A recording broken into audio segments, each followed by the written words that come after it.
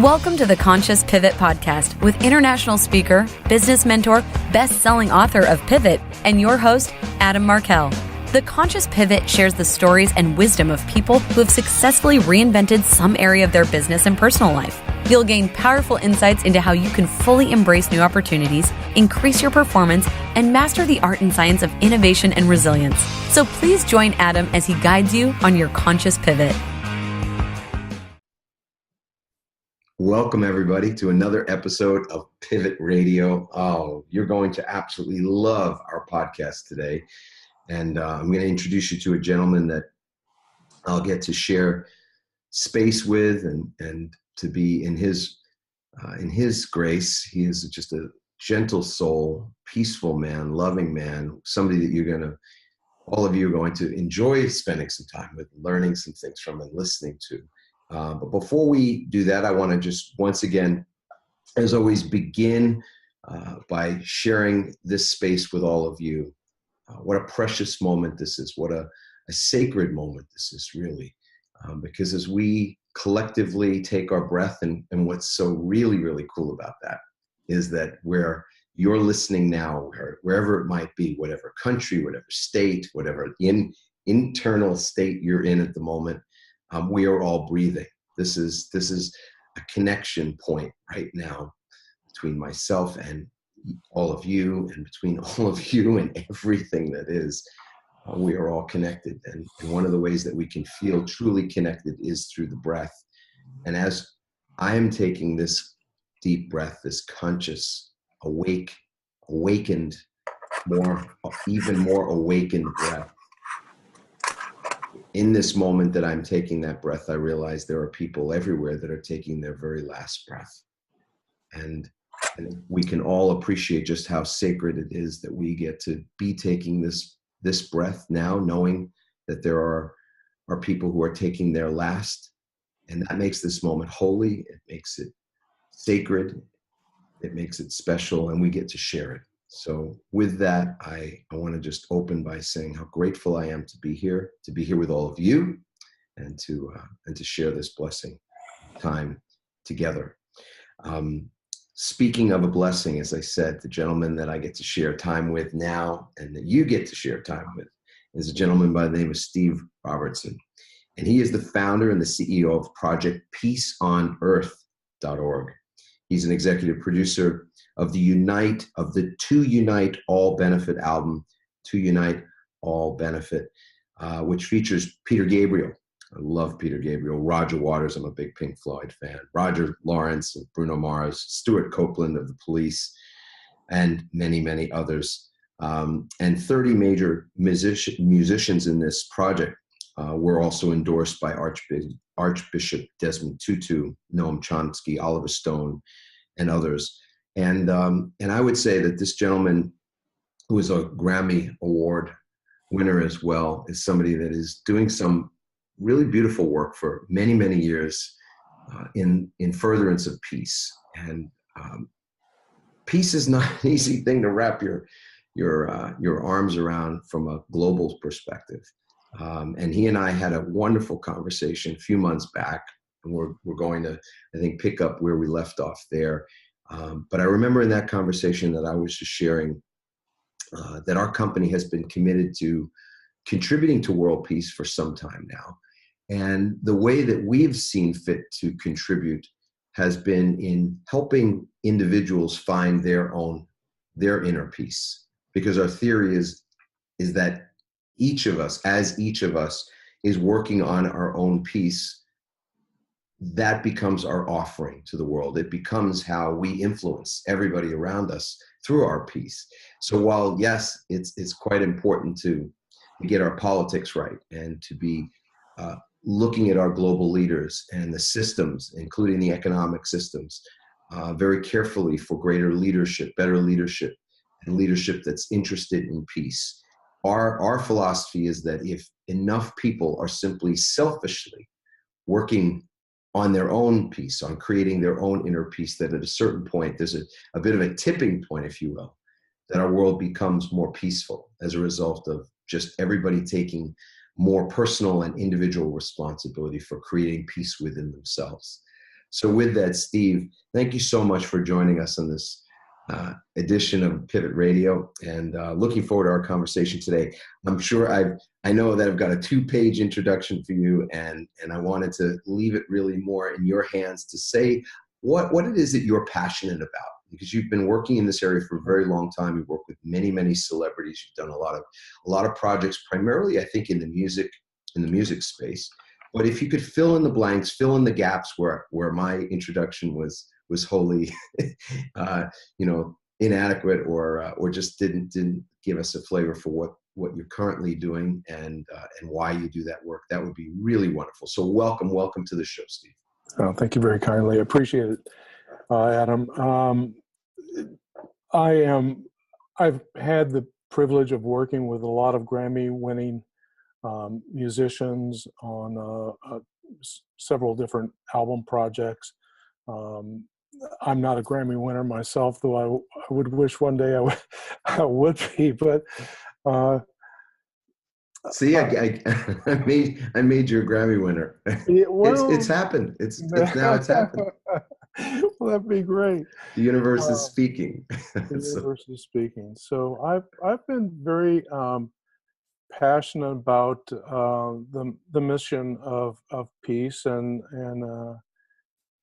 in deep agreement with you. The reality is, until each of us have inner peace, we won't have outer peace. It's really that simple. The Buddhist poet Thich Nhat Hanh says very beautifully, the healing of the self is the healing of the nation. The Course in Miracles reminds us that the salvation of the world depends on me, depends on all of us. This is a very tender subject for me, and I know this will be a very challenging way to begin the show, but I really would like for people to contemplate this particular thought, which is what I've boiled this down to over a 30-year period of time of thinking about this. And I really do believe, if you can hear me within context, every horrible, monstrous thing on the planet is really occurring because people are literally doing what Jesus said in his quote, love thy neighbor as thyself. And that's the whole problem. We are loving our neighbors exactly how we love ourselves, which is horribly. So until I have kindness and care and compassion for myself, I'm only going to project my craziness onto you and onto other people and onto the animals and onto Mother Earth. So this all begins with the self, a true, authentic healing of the self, not a non-narcissistic love of the self, but a true appreciation for the authentic and beautiful gift that each of us have brought here to the planet. Each of us have a specific purpose and reason why we're here. I've written a book. I was honored to be endorsed by a lot of famed authors, which I've had great. And the book is entitled "The Power of Choice: Success in Your Life Purpose."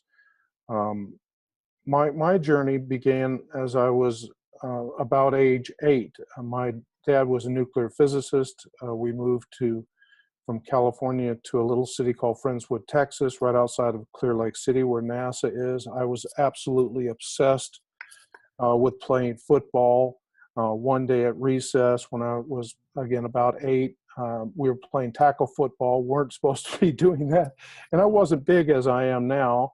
And I ran the ball. No one could tackle me this particular play. And I made it across our goal line. And I saw everything.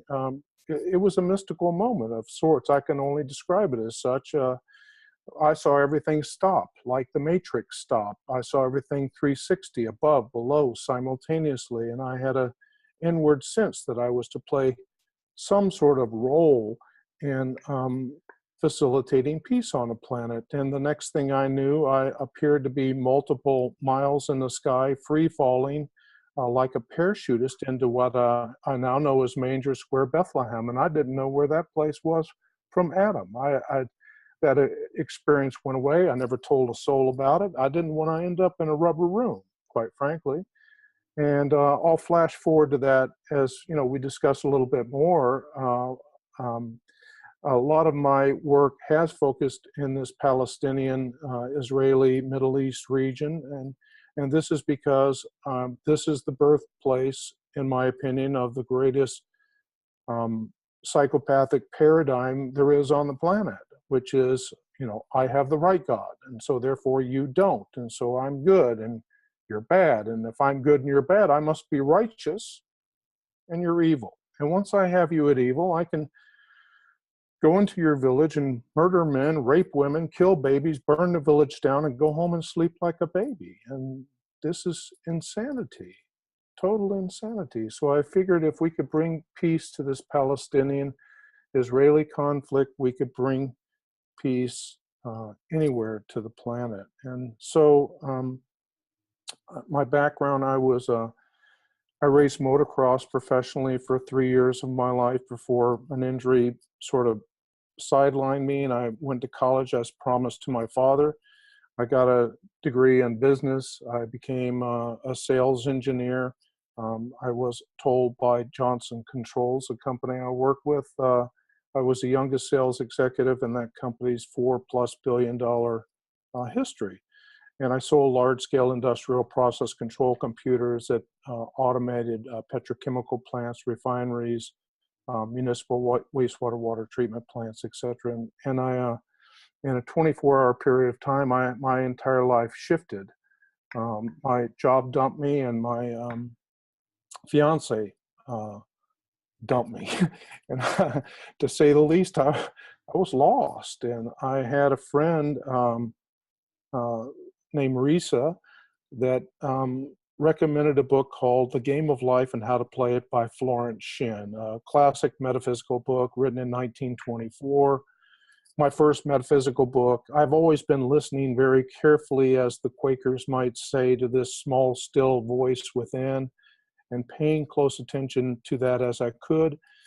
And I got about halfway through that book, and Florence asked this question that would not unring from my mind, and I would encourage the listening audience to begin to ask yourself this question if you have not done so far. And that question is, if you could do anything in the world and there were no limitations, what would you do? What would you love to do the most? And I said to myself when I got to that point in the book, I said, this is the most important question any human being will ever ask themselves in the course of their life process. Because since I was a little kid, I was always asking, well, why am I here? And what is my purpose? And what's this whole thing about? And adults didn't seem to give me very good answers about that. And I determined that this was obviously something that I had to discover, if you will. And so I spent time meditating as best I could through the depression that I was experiencing, and et cetera, and kept asking this question. I believe very clearly in that biblical quote, knock on the door will open, seek and you shall find. I said, I'm going to knock on the door of heaven until my knuckles are bloody. I'm gonna know the answer to this question.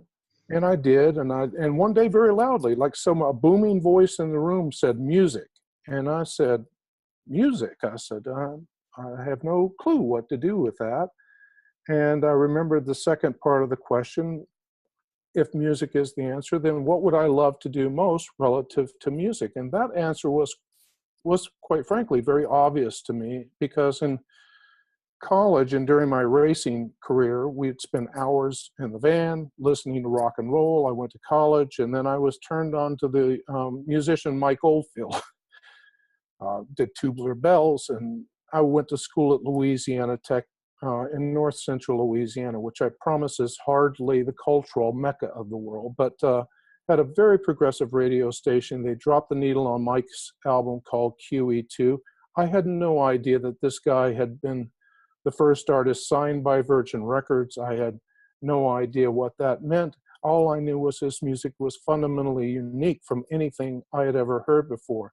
I became a DJ at the radio station. I played a lot of that music and new wave music. I began to notice the nuances between various types of music. And I became basically an audiophile on everything, as you might call it, new age type music. And when the mission was presented to me, music, and to share this music as the second part of the equation was to share this music around the world. It was like obvious to me, of course. And I promised at that moment, rain, sleet, hail, snow, whatever I'm guided to do, I'm going to do it. So, I mean, I'll give you a quick recap of that, and then I can go into a little bit of the details of why this music and why music is so important. And I began to conceptualize a large-scale concert, much like Live Aid, that would broadcast sacred music from various sacred sites on the planet. And I pulled off 3 of these events from Bethlehem on Christmas Day out to 80 million homes worldwide. In 2010, I brought a surgical team from here in Woodland Hills, Dr. Paul Dougherty, super wonderful, amazing soul. And we delivered in Palestine, in Hebron, over a 2-day period of time, 40 free cataract surgeries, almost $500,000 in cataract surgeries to blind people, elderly blind people, and restore their sight. And then, so that was called Visions of Peace.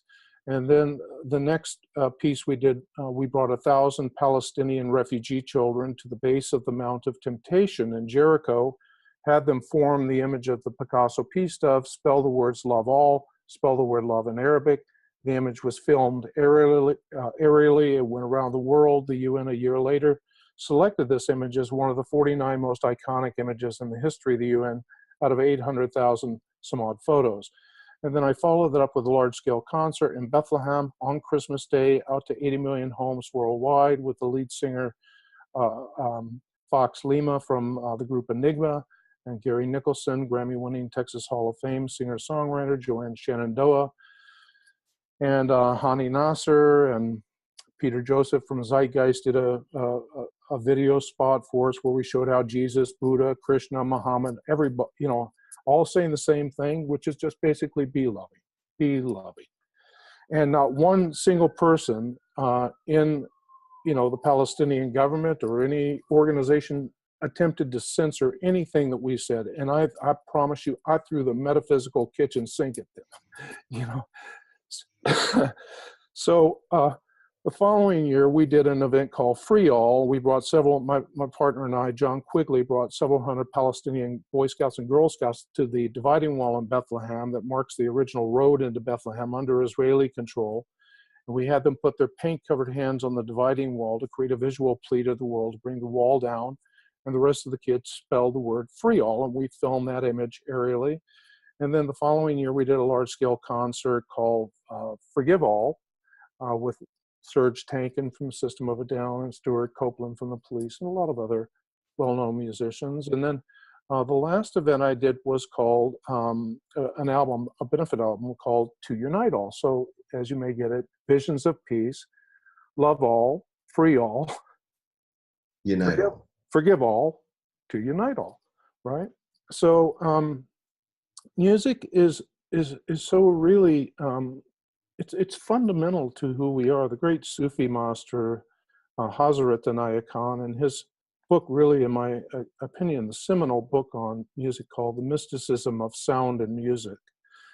He states that people say that the soul, on hearing the song of creation, entered the body.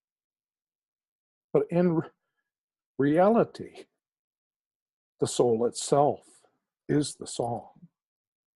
And then he goes on to say, there's no greater way to attain spiritual enlightenment and or awareness than through music, if only the music is rightly understood. So I spent 30 years of my life looking for this rightly understood music. I had a beautiful moment just last Friday. I got to see Kitaro in concert.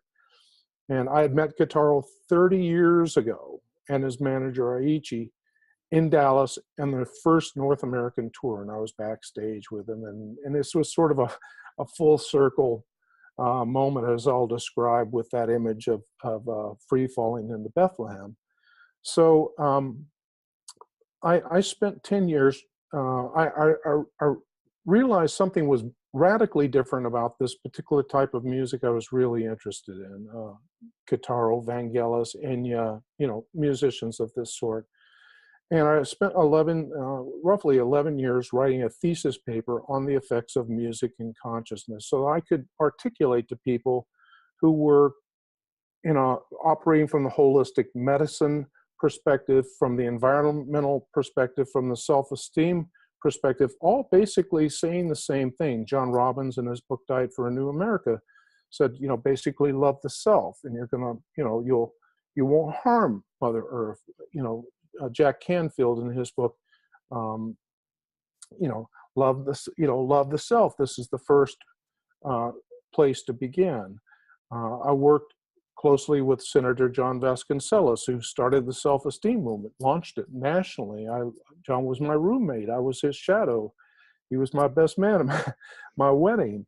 And I've been so honored to have so many beautiful connections with people, and just to try to find the best thinkers on the planet of how do we create, a loving and kind place. And I'm reminded, that when Einstein would come home from school, his mom never said, did you make good grades? She said, did you ask good questions? And in large part, we fail to ask these good questions. How are we the same? How can we create love and peace and kindness? Because when you do that, and you knock with a ferocious knock on the door of heaven with that, you will get the answer. And then the next step is to take action. So the distillation. Steve, let me ask you a question here, if I could. Do you believe in sowing and reaping? Of course. Of course, right? Cause and effect. Of course. So this is just basic laws of karma. Right. So when it comes to questions and answer, what do you see as the relationship there between question and answer? I have a thought, but I'm curious what your thoughts are. Well, if I can preface this a little bit, one of the very key distinctions in this book, The Power of Choice, Success in Your Life, Purpose, that I brought up is the importance of words. So, and I'm going to preface that in creating a distinction between hearing and listening. Hearing, everybody does passively. Listening means you are, there's a participatory state of paying attention to words, inward, if you will, guidance, because we're always getting information, nanosecond after nanosecond. The key is how to distinguish words which are serving the higher self, or those which are coming from the ego mind and keeping us in a place of suffering and sabotage, right? And there's it's a super simple equation. Just say, if I can say, in the Bible it says, in the beginning was the Word, and the Word was with God, and God said, let there be light. The word in the Bible literally translates into primary harmony. That's what it actually means. The Bhagavad Gita means song celestial, and in the Upanishads it means the last song. So this all has to do with harmonics. Now, if you look at this in a really common sense state, so every word is made of letters, right? Every letter has its own specific phonetic sound based on whether it's a consonant or a vowel sound, right? So in essence, every time you say any word whatsoever, it's really analogous to hitting several keys on a piano simultaneously. You're sending out a chord of causation. This makes sense? Mm.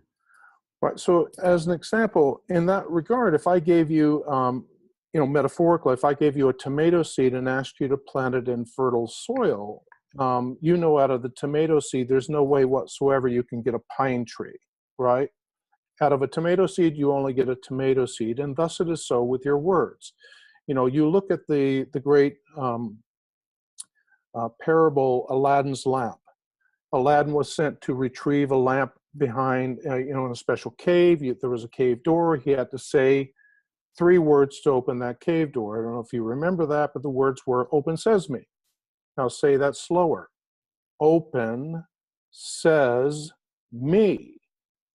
Your words are spells. Your words are incantations. Your words are prayers. Your words are mantras. And if you listen to the way most people articulate their life day in and day out, they're using, most of the time, they're using words like I need to do that, right? So, we look at the word need. Words of scarcity. Need is a word. Yeah. So ask yourself, is the word need closer to a state of abundance or lack? Okay, it's obviously closer to a state of lack. If something's closer to a state of lack, is lack closer to a state of love or fear? Okay, obviously fear. If something's closer to fear, is it closer to a state of responding or reacting? Well, of course, reacting. So it means that anytime you think that word need, that is a certain frequency of causation. When you speak the word, you're amplifying the field of causation. In other words, you're accelerating mass, matter, people, situations, circumstances into form. When you write it down as an attorney, as you once were, you know as well as I do, this is concretizing your intent. This is bringing thought into form. Look around you. I encourage everyone listening in. Look around you in the room you're sitting on, the chair, the screen you're looking at. All of this was just a thought in someone's imagination. Buddha said, all that we are is a result of what we have thought. King Solomon says, as a man thinketh in his heart, so is he. The word man is a Sanskrit word. It means consciousness, not male flesh and bones. It means consciousness. So this changes the dynamic very strategically in regards to understanding the Bible when it says man was created in the image of God. We are co-creating the world nanosecond after nanosecond. Well, this is interesting to me. Sure. Because I think what your mom, I want to go back to your mom's point, asking you, did you ask good questions today? Yeah, well, that was Einstein's mom. Yeah, did you ask? Sorry, Einstein's mom, right? Yeah, did you ask good questions? So what a powerful statement of awareness, and that there's a cause and effect relationship between questions and answers. And you had pointed out, you'd said that the world in many ways is a reflection. I don't think these were your exact words, but this is what I took away, that our world and the challenges of our world have a lot to do with the fact that we're not asking these types of questions, that we're not asking better questions. Indeed. Yeah. Indeed. And therefore, we're not getting a certain type of answer. We're not getting, better answers. And my question to you is, why do you think it is? Again, I have a theory, but I'm more curious about yours. Why do you think it is that people are not asking these deeper, more profound questions? And when and forget profound is just a word, but let's say questions that you do not readily have an answer for, because it would seem that the common denominator in the great number of people that are not asking certain questions is that those questions don't have easy answers. Well, it is, look, when I began to ask these questions at age 28 very seriously, when I was in this particular point in time of my life, I was lost. And I have pulled off, as some people may say, some fairly significant things. And I promise the universe did not throw rose petals at my feet. I got everything in the kitchen sink. This is, classic dark night of the soul. So I think to answer your question, I think the big stumbling stone in most people's path is fear that they won't know what's the right answer. Or do they have to have some mystical moment like I did? I didn't even intend to have that moment when I was a kid, but have I, when I committed at age 28 to really step onto that path and committed my heart and soul and my actions and my money and everything, Father, I said, Father, Mother, God, you show me what to do. I'm going to do it. rain, sleet, hail, snow. And I did. And I saw miracles, and miracles are just, they're always there. They're always present. It's just when we strip away the veil of illusion and can go head on directly into that which we fear the most. It's like, then you see the illusion, that which you feel that you're most afraid of, it vaporizes.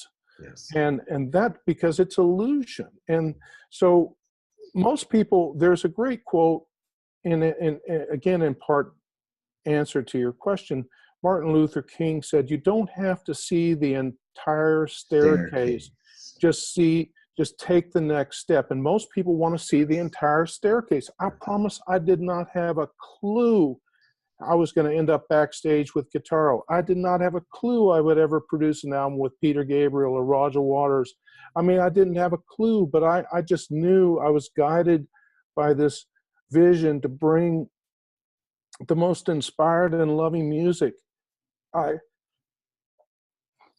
could to the world. So let's go back to this question now, because Sure.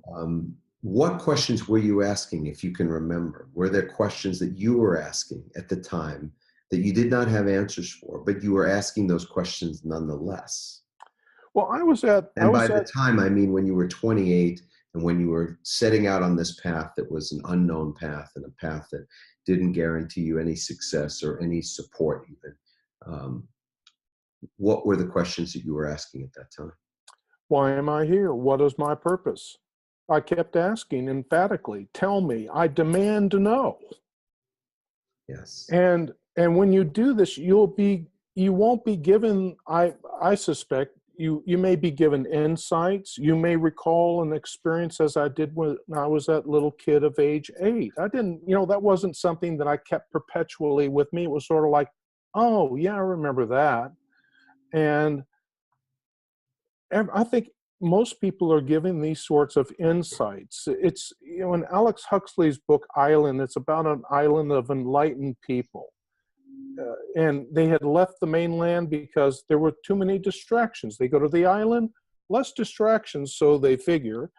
They get there, lots of distractions still on the island. And they gather and they go, well, how do we stay in the enlightened state? And they said, well, someone observed there were thousands upon thousands of parrots. So they said, well, we're going to teach the parrots 2 words. We know the parrots will repeat the words 24 hours a day, 7 days a week. And by listening to these words, we'll stay in the enlightened state. And the 2 words were pay attention. Pay attention. The universe is always giving you clues. It's like Indiana Jones in that last crusade, right? The Germans have stolen the map. They beat Indy and the rest of the team there. Indy and the team are watching one German soldier, by commander's order, go through the cave, come back decapitated. They discover Indy. They bring them down. They tell Indy, you're going. And he says, you're out of your mind. And the German commander takes his Luger and shoots his dad, Sean Connery, in the stomach. He says, your choice, get the grail. He drinks out of it and lives. He doesn't, he dies. So Indy is forced on the hero's journey. He has the map back in hand. He makes it through the blades that try to cut his head off. He makes it through the floor that spells God in a particular way, so he's not impaled by spears. He gets to the end of the cave, and he figures, well, last test. Then he sees a crevice hundreds of feet across, thousands of feet down, no bridge, no rope, no way to get across. And clearly on the other side, he can see the Knight of the Round Table guarding the chalice, the Grail, the Holy Grail. And they yell at the end of the tunnel, Indy, you have to hurry. Your father is dying. He has the map in his hand, which clearly shows a person walking in midair to the other side. He's standing on the precipice of this crevice. He has no choice. And yet in his mind, you can see, and in his face, you can see, oh my God, I'm about to die, and there is no other choice. So he chooses to take, and I emphasize this word, chooses to take this leap of faith. And he takes this leap of faith, and he steps onto an illusionary bridge which you could never have seen or discovered if he had not first had the courage to take that leap of faith. The universe always operates this way, I believe. When you have that courage to take the first step, not see the entire staircase, but take the first step, whatever it is, towards your vision of what it is you're here for and how you could be of loving, kind, caring service to the planet. The universe will give you clues. Your job is to pay attention to the clues and take action. That's why my book is broken into 3 steps. Discernment, the first step. Differentiating between information coming from the ego mind versus that which is coming from the higher self. These word patterns are critical to that. When you hear words like, you need to do that, or you should do that, or you ought to do that, or you must do that, let this be like a big flag and a big bell. Ding, ding, ding, ding, ding. Information coming from ego mind, do the exact opposite. When you hear words like, this will serve you, or you would, I would love to do this, or I desire to do this, or I want to do this, or you could even say, this is required. Spirit could even say, this is required. Spirit will never say, you need to do this. Spirit will instruct you through these steps are required. Right? This way, you're empowered in the present moment. It's never usurping your power as a human being. It's only empowering you, and these words are clues. These are, in a card game, these would be a tell. In a card game, in a poker game, someone might get a good card, and they go, everybody knows. He got a good card. And he does this, and he goes, got a bad card. And so when you hear these words and begin to pay attention to these words, this gives you clarity about where the information is being directed from. And when you pay attention to that and then take the next step, which I call the next D in this equation, is discipline. And that's trusting in the word. So the first is listening, not hearing the word, but listening to the word. And the next D is trusting in the word, discipline. And the third D is discipleship. And that's acting on the word. Yes. And when you do that, you will witness miracles. I promise. Yeah, it's a miracle to ask a question in some ways that you don't have an answer to. And when you ask those questions when you were just getting, 28 is still a baby, I feel like at age 52 where I'm at now. I think at 28 is just turned 6. Just turned 60. I never thought I would be here, but yeah, you're right. But what's interesting to me about that is the idea that there's this cause and effect relationship. Indeed. That one exists in collaboration with the other, that one is a prerequisite to the other, that they're tied to each other. So to ask a question, you must receive an answer. That's what it seems to be, that you must receive an answer. And it would also, it's a very fine line. Part of the reason why people don't ask questions, some big questions, or questions that are beyond what they might consider beyond their ability to understand, or their ability to comprehend, or beyond the ability of those around them, or even of the internet. Like if you Google what is my purpose on the internet, you're going to get a lot of things referencing how other people can help you to find your purpose, books and things. But it's not going to answer your question, what is my purpose? Look, the universe is giving you clues, if I can say. And the clues are basically this. What gives you the most joy? What gives you the most happiness?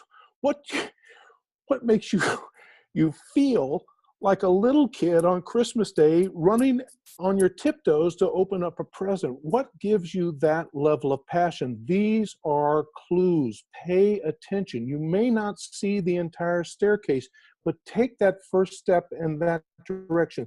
Then you will see another piece of the puzzle. And that will go, oh, that connects with that.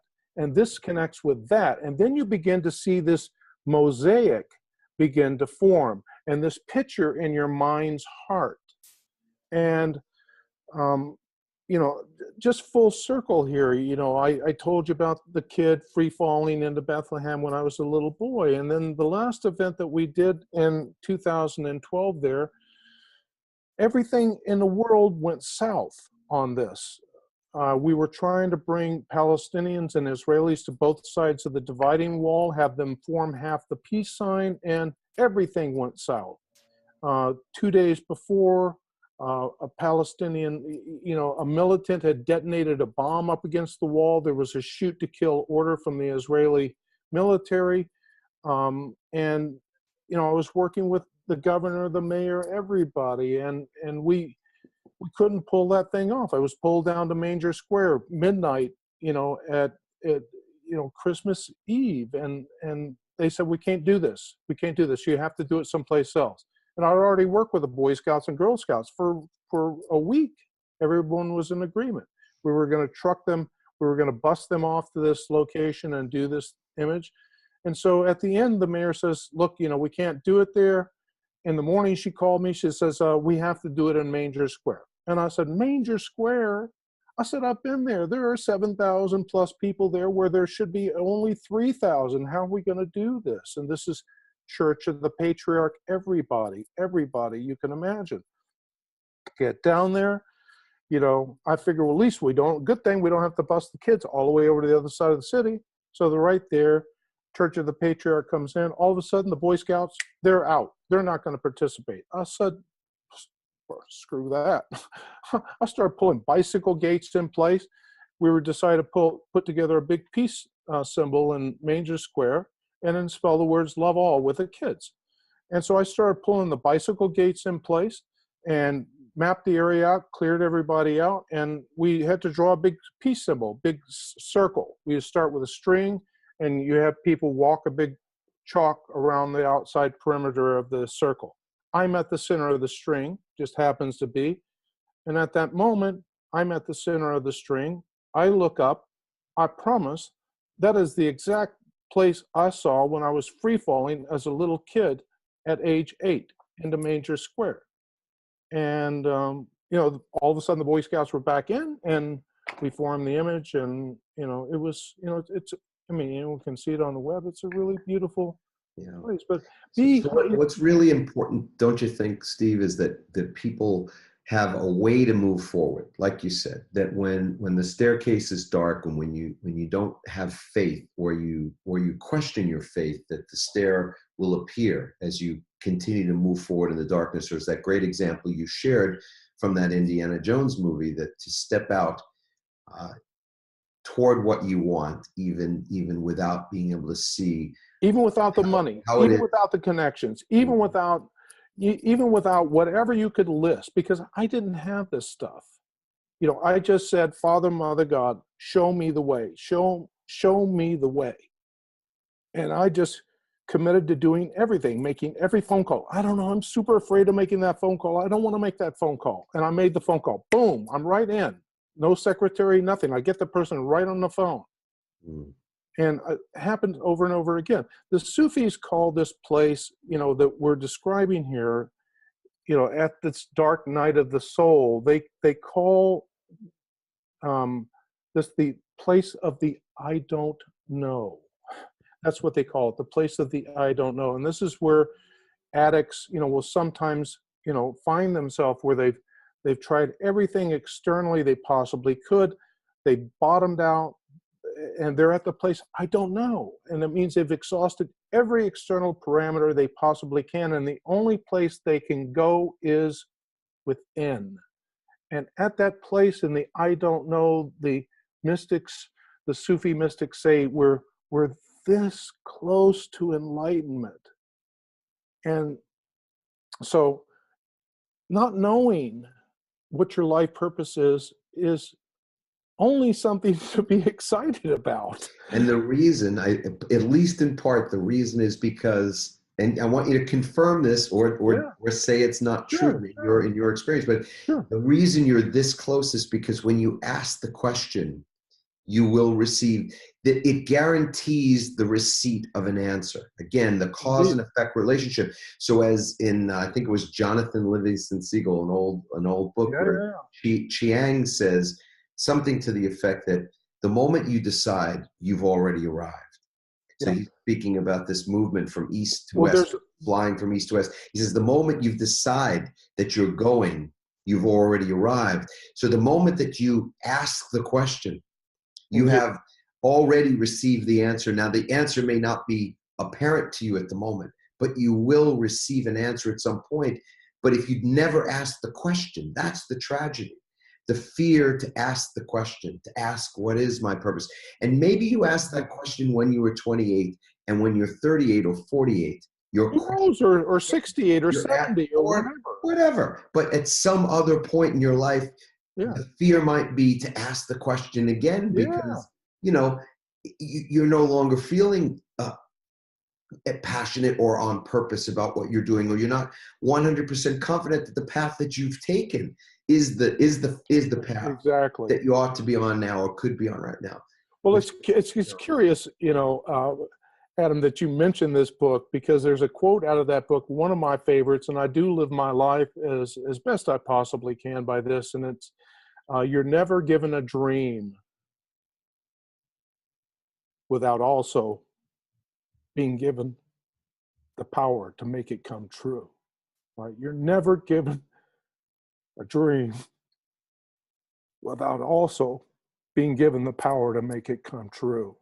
And that, it's like, seek ye first, from a biblical, seek ye first the kingdom of heaven, and all else was given unto you. The Jesus figure in the Bible says, greater things I have done, and even the least among you can do greater than I. How can you interpret this other than I did it, and you can do it, and you can go further than I? However, you must first find the kingdom of heaven which dwelleth within. And the Jesus figure says you cannot enter the kingdom of heaven until you become as a child. So in other words, only in that metaphorical state of innocence can you, as it says in Psalms, be still and know that I am God. Only then can you know, and God said, let there be light, and that the Word was made flesh and full of grace and dwelt among us, which is again why Einstein states energy and mass are just different forms of the same thing. So this all begins with our thought. Again, King Solomon said, as a man thinketh in his heart, so is he. Buddha said, all that we are is a result of what we have thought. Emerson says, the ancestor of every action is thought. This is so common sense. And yet you sit and look around your room, you see the computer, you see the phone, you see pictures, and you keep forgetting these were only thoughts in someone's imagination. These were goals in someone's imagination. They were just ideas, yes. They were just ideas. And I promise, the album I just produced with Peter Gabriel and Roger Waters and Philip Lawrence from Bruno Mars and Stuart Copeland from The Police and Sasha Cook, Grammy-winning opera singer, and many other beautiful, caring musicians. It was an idea. It was an idea, and made manifest through prayer and persistence. And as a businessman, you know as well as I do, as a businessman, as a salesperson, engineer, as I was, persistence, persistence, persistence, tenacity, tenacity, tenacity. Every time, I couldn't tell you, Adam, how many times I was about to throw the towel and said, okay, thank you very much. I'm so glad you gave me this mission. Next. It's like too tough. So we have a word we use in the sort of the lexicon of pivot work. We call that resilience. Yeah, indeed. So, and one of the things that you and I started to talk about before we even hit the record button was how important resilience is. And so my last question for you, Steve, is to share with us, what is it that helps you to cultivate resilience? Is it a ritual? Is it some other master habit, or is it some other practice that you've got? I mean, I call all sort of consciously created habits, so master habits, I call them rituals, but what is it that you do to cultivate resilience? That's the question.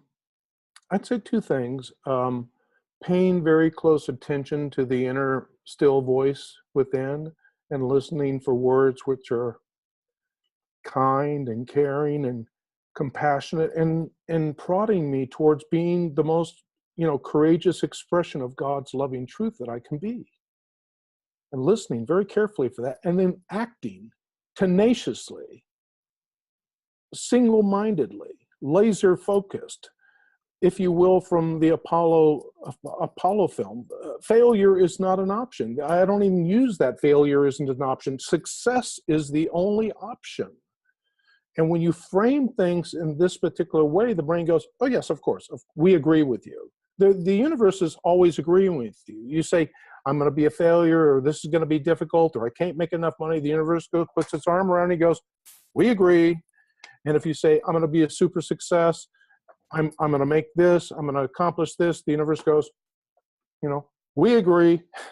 It's agreeing with you to whatever degree you choose to co-create. And choice is an imperative part of this equation. Knowing, being aware that you are choosing nanosecond after nanosecond at the most granular level, what you can choose. So I wake up every morning. First thing I do, I listen to the Course in Miracles or read the Course in Miracles lesson. For me, that's a book I like. I meditate. I have a particular practice I do for 5-10 minutes. This is all available on my book. You can go to our site. You can download my book for free if you wish. It's projectpeaceonearth.org, and then go under Take Action, and then go under Steve's book, and you can download the book for free. It's just my offering. It's my way to just show you the path that I've taken. Is it? I'm only praying to pay attention, listen as carefully as I can for the small, loving, kind, still voice within, which is always 100% of the time guiding me, towards creating a world of greater love and peace and good and care and compassion, right? And first with myself, and this was a very difficult thing. I'm, Scorpio by nature, and I have a lot of planets in Scorpio, and I'm very critical of myself. Yeah. I had to find, compassion for me, and forgiveness for me, and care for me, and you said it earlier, Steve. You said that, and I wrote down this quote that I didn't get the author of the quote, so I'll get the author of the quote now, which is wonderful. Sure, that the healing of the self is the healing of the nation. Who was Thich Nhat Hanh, the Buddhist poet. Yeah, it's a beautiful. Yeah, beautiful. And so I wrote that down and was thinking of actually a particular section of Course in Miracles. So this is a great place for us to conclude, which is by reference to chapter 30 of Course in Miracles, The New Beginning, which is a wonderful section about which the part I'm referring to is called Rules for Decision. And this is in essence the way that we create the day that we want. And we create the day that we want so that we can, by having the day we want, we are able to then give it to the world. Indeed. It's our offering to the world. So that the peace that we can have ourselves, that we give to ourselves, that we gift to ourselves, is the peace that we give to the world. The love that we give to ourselves is the love that we give to the world. Indeed. And by extension, or for it to, it works both ways. So the converse being the judgment that we give ourselves, the judgment that we give to the world, the resentment or the anger that we give to ourselves, or the conditional, the brand of conditional love that we give to ourselves is also that which we share with the world. So that's where you said at the beginning of our session that loving thy neighbors as we love ourselves is the heart of the problem in some levels, in some way, because we're not practicing what it means to give ourselves unconditional love and unconditional acceptance. And if I may say also, Adam, one of the core principles of spiritual teachings I've learned is if you see something negative in something or somebody else, guess what? It's in you. If you see something beautiful and kind and caring in someone else, It's in you. Yeah. It's Right. that So, reflection. and if we see these things which we find painful and uncaring and unloving, and we begin to work on this, Father, Mother, God, beloved friend, help me forgive that. Help me forgive, this thing that I judge now, and we do that, and we use the Native American, the Hawaiian, the Ho'oponopono. Ho'oponopono. Yes. Ho'oponopono, I'm sorry. Please forgive Please me. forgive Thank me. you. I Thank love you. you. I And love by the way, at the dividing wall, you. before we brought the little kids there to put their paint covered hands, those children had never, ever touched that wall before. Never. And the guards that were in the conning tower above, I was told for the first time, the bulletproof glass, they had never, ever opened that glass, and they did. And they watched the entire thing. Mm. The first thing I did is I smudged the wall with an eagle feather, and I said, the Ho'oponopono, I'm sorry, please forgive me. Thank you, I love you. I'm sorry, please forgive Please me. forgive me. Thank Yeah, you. because if you feel yourself in judgment about somebody or yourself, and you say this dissolves your attachment to the judgment to yourself or those people that you're judging. And so now you're free. The ego's mind, be clear, it's to stick your hand on the flypaper of delusion and suffering. That's its sole function. And once you can lift your hand from that trajectory and see how everything is divinely and lovingly interconnected, because it is. Indeed. And we do see, as John Lennon said, all will live as one. Yes.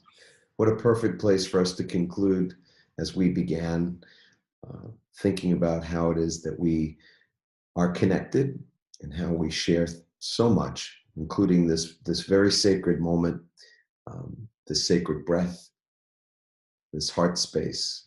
Steve, I want to thank you, Steve Robertson, for your preciousness, the who you are in the world, how you have shown up, and how you have followed that voice, how you sought the answers to those important questions when you were 28. And thank God that you did, and thank you for being a part of this community and for sharing your light and your love with us. Well, I thank you for having the vision to hold the space of a program, um, a space of sacredness where this sort of dialogue can occur, where people can feel a space where it's like, I'm not lost. I mean, at least I can go to Adam's show, and I can pick up a tidbit, and I hope on some level I've been shared something with you that may give you a spark of hope or give you an insight and really encourage you, because I sincerely say, if I've done what I've done, I promise you can do it. You can Yes. definitely do it. Amen. I'm feeling like I got to say amen for sure. So it's a big amen to that. Amen. Awesome, beautiful. Everybody have a wonderful, wonderful rest of your day or evening, wherever we're meeting you right now. And remember, tomorrow, wake up. Most important thing is Be grateful. Be thankful. incredible opportunity that we have tomorrow to wake up both physically and metaphorically. So step one, you wake up your consciousness in that waking moment, in that first conscious awakening, and that breath that you take. Realize how sacred and special and even holy that moment is, because there will be people then taking their very last breath in that moment. So regardless of what challenges you may be having in your life, what things may be going right or may be going sideways or maybe pushing you up against your growth edge, take a deep breath and be grateful for that moment and for that breath. And there's so many other things you can be grateful for. So sit in that gratitude for just as long as you'd like. And then, of course, declare, state out loud, put your feet on the floor, throw your arms up in the air, put your hands on your heart and declare, I love my life. I love my life. I love my life. And we will see you again very, very soon on the next episode of Pivot Radio. Ciao for now, everybody. Mwah. Much love.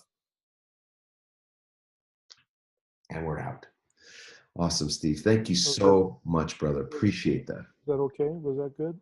Yeah, that'll be fine. We'll add a bunch of notes to the show. So part of our show notes will have information about you, your bio, your website, all that kind of thing. The free gift, perfect. Yeah. Our production crew will put that all together, or our Okay. post-production crew. So, Well, good. I hope the interview was okay. And so, thanks. yeah, Steve, thank you very much, as always, for what you bring to the table and what you're doing in the world. I know that Randy, she is the president of our foundation, of our Peace Feels Like Foundation. So she's very intrigued by what you're doing. So she may reach out and talk to you about some of those things where we have an overlap or a collaborative opportunity together. So sure. Well, welcome that conversation for sure. Beautiful. All right. Well, have a nice Thanksgiving and enjoy the dialogue. Yes. Okay. Thank you, Steve. All the best. Bye-bye. All the best.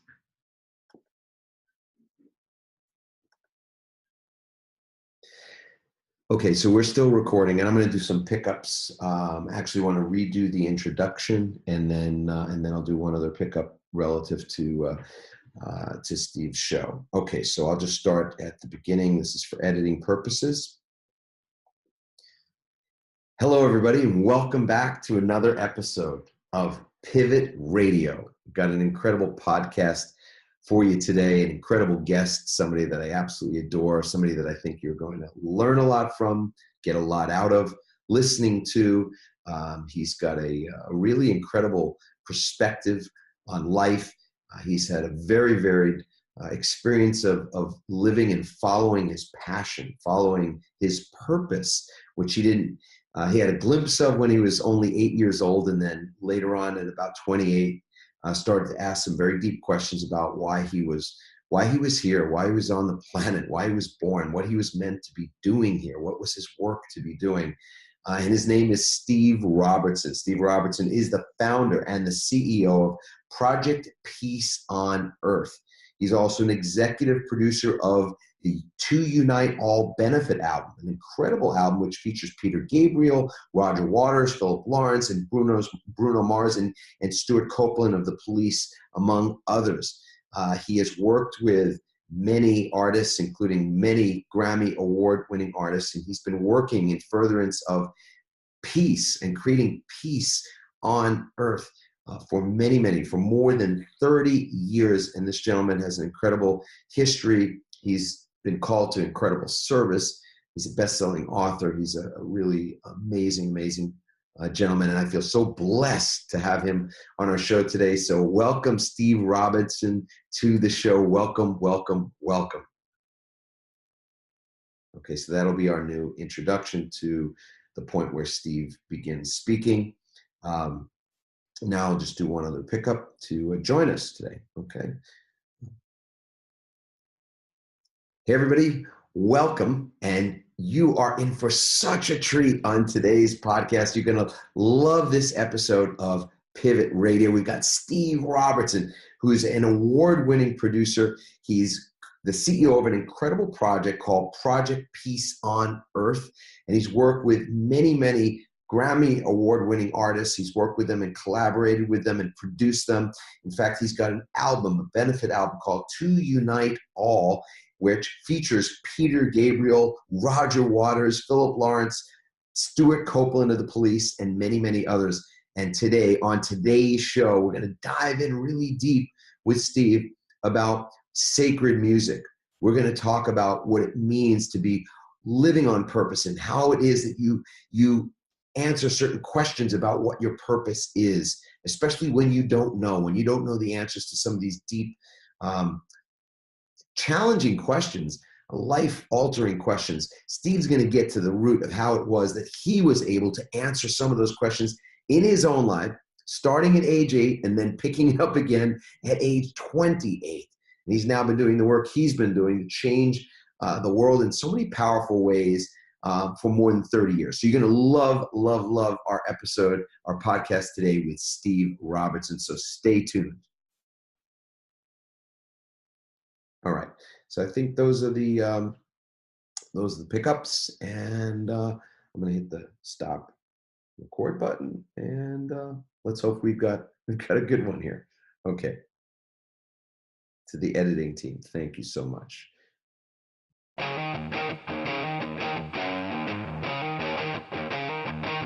Thanks for listening, everyone. We hope you now have the tools and greater insights to navigate your own pivot. Help us inspire others by sharing this episode and leaving your comments over at adammarkel.com/podcasts. For more tips, strategies, and support as you consciously pivot into a new business and lifestyle you love, join our Pivot community on Facebook at pivotfb.com.